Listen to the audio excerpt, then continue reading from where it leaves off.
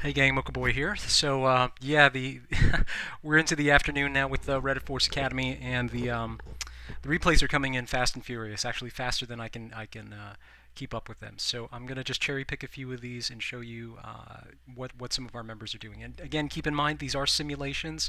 These are not live fire exercises, so you have to take the attacks with a grain of salt. Really, what we're working on are the core skills that it's going to take to execute these attacks. Uh, to actually go through a live war example, it's a completely different process, but it utilizes a lot of the skills that the players are developing right now.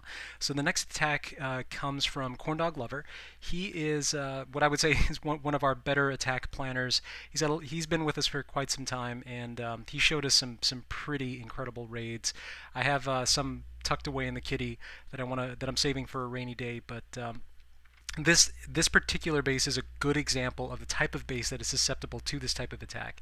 You know this because, again, you have all of your point defenses on the perimeter of the base, easily accessible from the exterior once the trash buildings go down. There's a nice uninterrupted ring of trash around the exterior of the building. The air defenses are tucked away enough of the core enough so that your healers won't come into range until you want them to come into range. So all in all, again, it's not a war base, but this is the from a visual perspective, this is the type of thing that you want to look for. Point defenses in the perimeter, nice spread out base, enough trash on the outside to guide the AQ where you want her to go.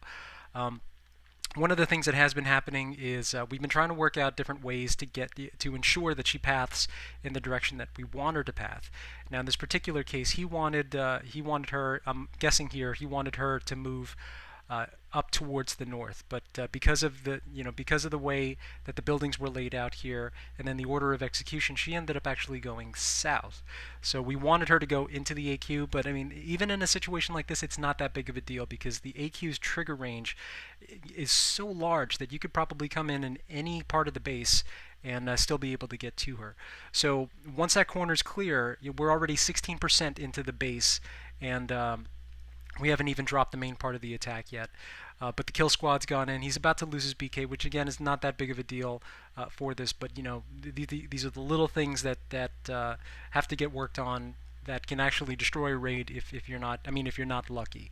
So at this point, the surgical portion of the raid starts, and this is where just watch the Giants, watch where he deploys them, watch how they distract 2 point defenses, and then he sends in enough Hogs to pretty much two-shot any of those defenses. This entire corner is going to go down all at the same time. So one giant, 2 point defenses, these point defenses, and then those Hogs get to go in completely unmolested, and then in about 2 or 3 attack rounds take down those point defenses. And at that point, they can move on into the core, where the only thing left from a DPS perspective are the expos and and some mortars. But once that's done, I mean, look what he's got left. He saved that poison for the skeletons. Look how many Hogs he's got left in this example. He went, Town Hall 9. I would say he's one of our lower ranked Town Hall 9s, but he kept probably close to 60 or 70% of his Hogs. From an efficiency standpoint, it doesn't get much better than that. You will lose a couple of Hogs in the course of your attack, either through spring traps or just through concentrated point defenses. But he did such a good job of distracting those point defenses on the initial wave before the Hogs went into the core of the base that he was able to walk away with the vast majority of his Hogs intact for the entire raid. His AQ is still up. He's still got one healer, and he did lose his BK, but again, not that big of a deal in this particular case, and that's something that's easy to fix in an actual war attack. So nice job there with that 3-star.